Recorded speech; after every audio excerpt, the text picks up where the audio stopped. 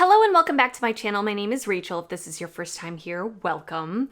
And if it's not your first time here, thanks for coming back. So today, I am going to do the new makeup releases tag video that was started by Angelica Nyqvist and Samantha March here on YouTube. As soon as I saw them do their videos earlier this week, I knew I had to do it and take part in it. I will link both of their channels as well as both of their videos down below in the description box. I'm sure you guys know who they are. And actually, I only just started subscribing to Angelica like pretty recently. Like, where have I been?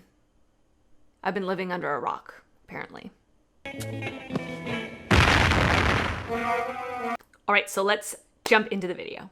All right, so the first question is, what mainstream release lived up to the hype? So I feel like, personally, these two Patrick Ta releases.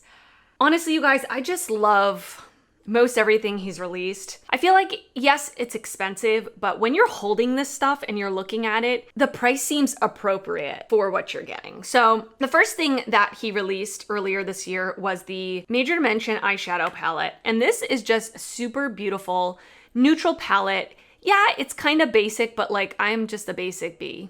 I love neutrals. I just do. I tend to grab for those more than anything else. And this is just like an easy to use everyday palette, but also like a really pretty palette that you can use for a smokier look. The mattes in this are just like so unbelievably easy to blend. They just blend themselves, to be honest. And the shimmers are different. They've got different textures. They're not like super metallic. So if that's something you're looking for, you're not going to get it with this palette. They're more like glittery toppers, or again, like more textured shades. And then they have the two cream bases down here, which again is something different than what I have in my collection. Now, I've mentioned this before on my channel. Is it worth $68? Honestly, the longer I've had it in my collection, I do believe it is worth the money. I did buy it with a gift card, so like I didn't actually spend my hard-earned money on it, which I think, I don't know, maybe that has something to do with it, but if I had spent my actual money on this, I would be happy and I wouldn't regret the purchase. So I don't know, I was really excited for his first eyeshadow palette release and I was not let down with this one. And the next thing that was majorly hyped, but you guys, it is, in my opinion, it is worth the hype. By the way, everything I'm talking about, this is all my own opinion. So if you don't agree with it, that is so okay.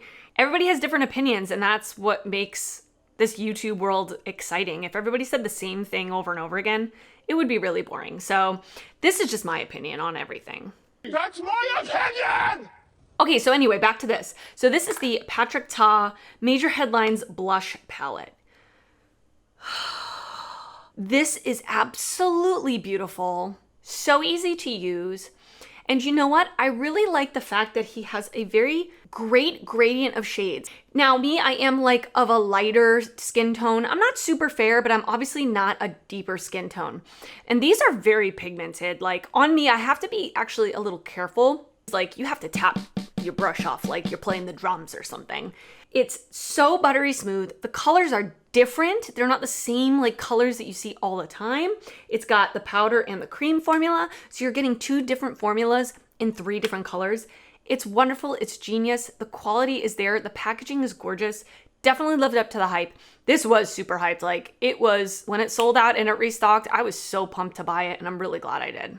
The next question was, what indie release lived up to the hype the most this year? So I didn't actually buy this one. I kind of want to buy it, and I wish I'd bought it on Black Friday, but I have enough stuff right now.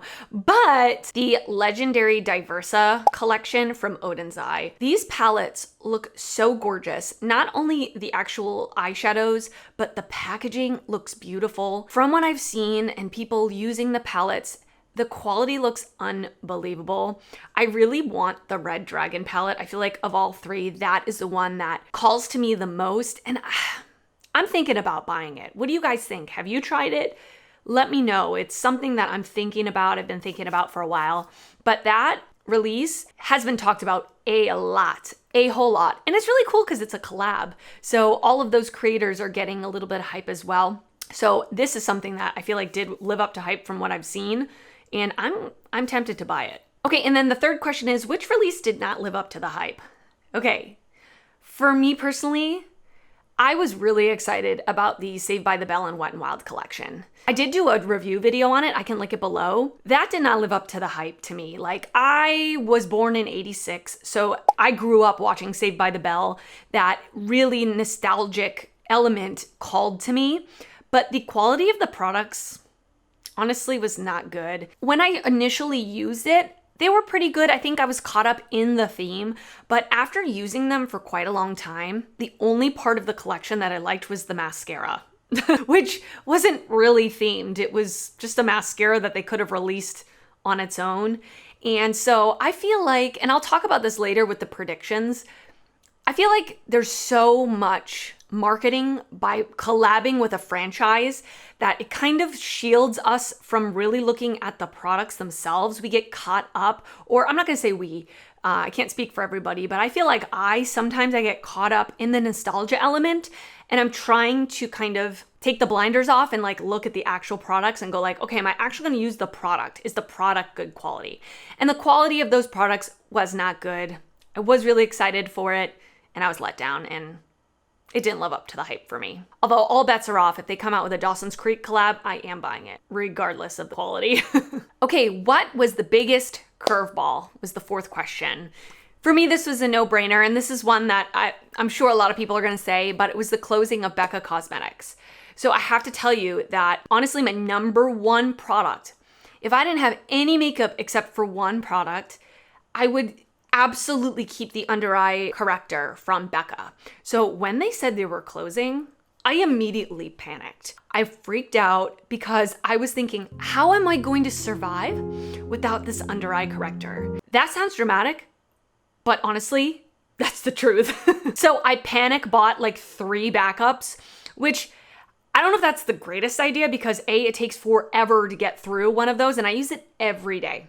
And B, they're a putty formula, so I don't know if they're gonna dry out, but I was just so panicked that I bought them anyway. So yeah, that was a big curveball for me. It was definitely something that I didn't see coming because Becca is such a big brand.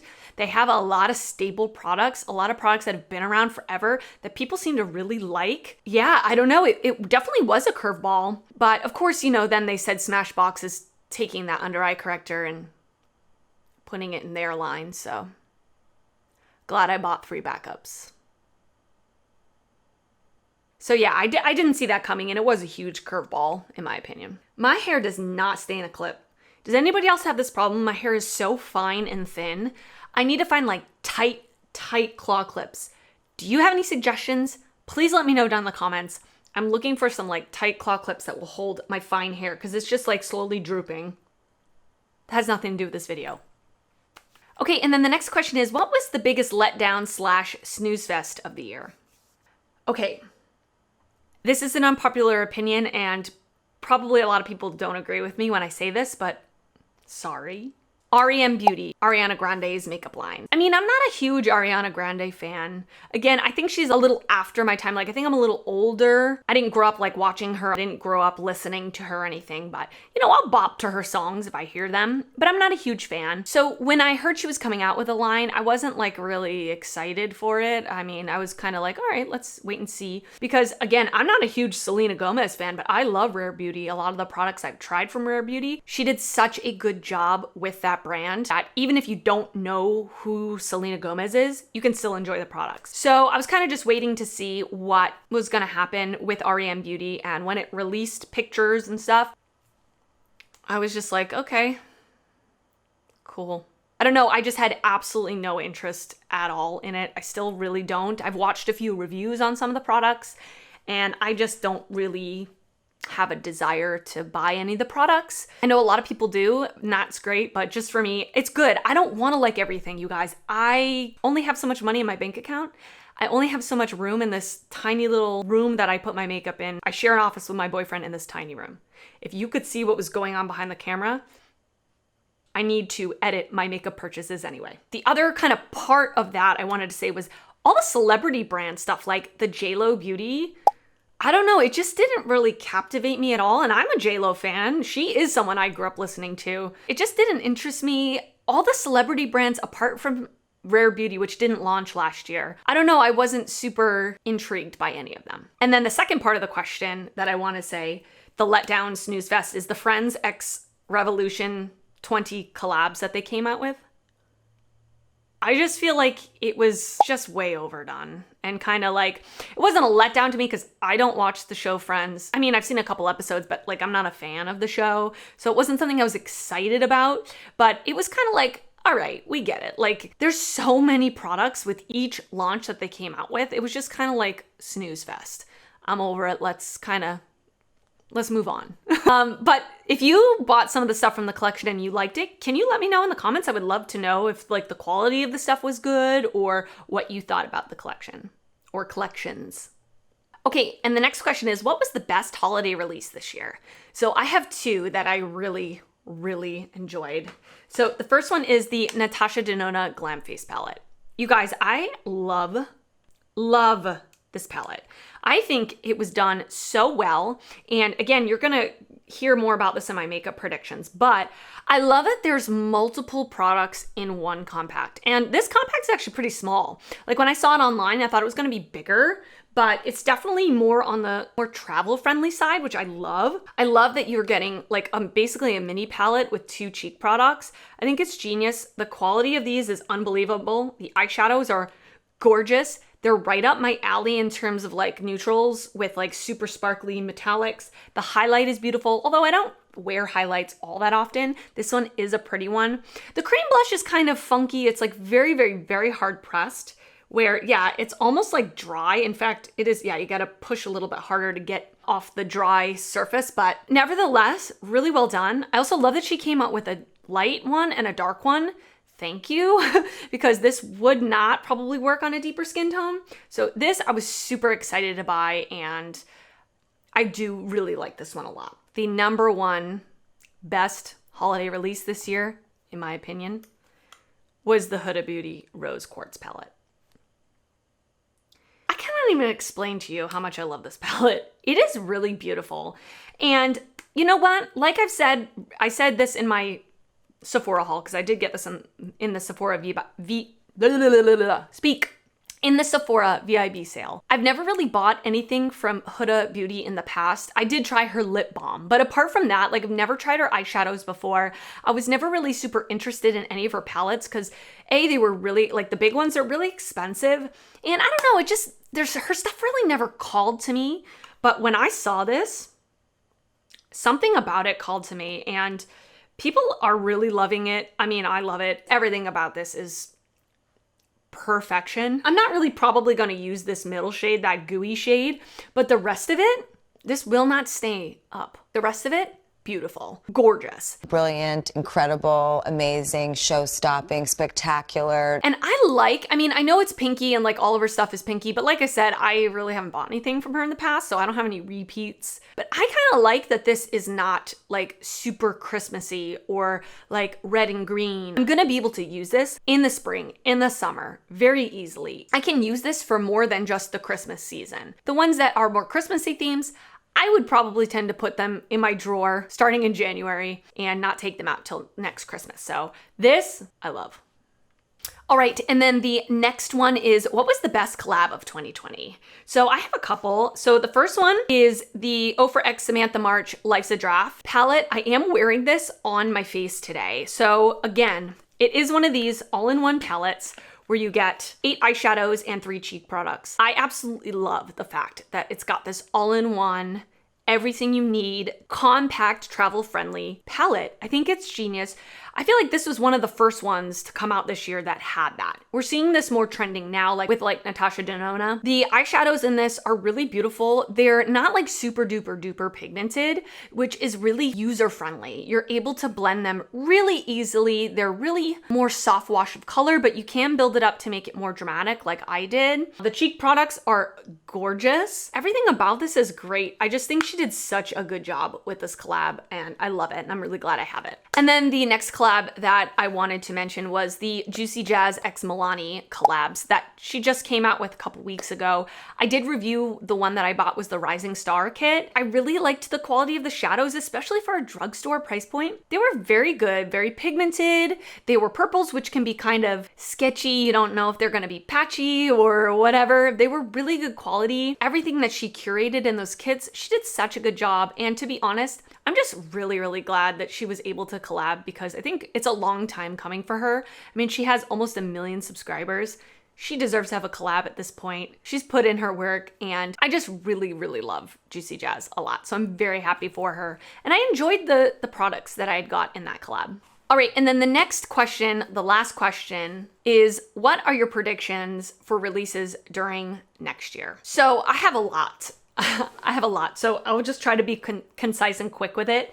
I feel like we're not going to see a slowing down of brands collabing with franchises. It's just kind of starting the ball rolling, and I feel like, again, a lot of us can be almost distracted by whatever the collab is with versus the quality of the product. Like I said, if a Dawson's Creek collab comes out, I'm absolutely going to buy it regardless of the quality. I'm going to tell you right now, companies are really recognizing that they can pull on our heartstrings and pull into the nostalgia in our brains. I mean, this is psychology, right? It's not anything new. You know, if I see a t-shirt at the store that has a Clueless thing on it, I absolutely think twice before turning away. Like, it's just pulling that part of your brain. So I feel like brands are going to continue to use that to their advantage and collab with franchises and TV shows and all these things to sell their products. I also feel like we're going to keep seeing celebrity and influencer brands. I feel like that is the direction a lot of things are going nowadays because everything is marketed online now and everything is personal. Like me looking at this camera talking to you, you feel a personal connection with me versus, you know, you just buying from Maybelline who you don't know who they are. So I feel like that, again, I feel like we're going to see more of that personal me and influencer. I'm not launching a brand or anything, but you know, influencer brands and celebrity brands where you're connecting the person to the brand. I feel like also we're going to see a lot more of these all-in-one palettes. Either, you know, eyeshadows with cheek products, or like the Patrick Ta blush palette where there's like multiple products in one compact. I know some people don't like that, but I love it. I feel like it's so much easier for me to just grab something like this and do my makeup very quickly without having to gather up all my products. It's great for traveling. You know, you bring this and some complexion products and you're good to go if you're going away for the weekend or something. I feel like it's very functional, it's very quick, and I feel like that's the direction makeup is going, where it's not minimal, but it's quick and easy looks. And I really feel like we're gonna see a lot more of this all-in-one / multi-use, multiple products in one compact type of thing. And then the next thing I think we're going to see is, this may seem kind of obvious, but I was thinking about it. I feel like we're going to see the quality of products continue to go up. Because of YouTube, makeup YouTube, and the internet and TikTok, brands can't really skimp on quality anymore for the most part. I mean, if you release a crappy product, people are gonna know it's crappy. It's not something you can fly under the radar with because there's so many people reviewing makeup products online that brands really do have to step up their quality if they want their product seen. So I feel like the quality of products is gonna continue to go up. I feel like in the past year, the quality of products has gone up a lot. Like there weren't a lot of products I tried this year that were like really duds. I think that's super cool and I think that's great. It's just more products for us to choose from and enjoy. So those are my predictions for 2022. I almost said 2021. This is 2021, right? I think I said 2020 earlier in this video.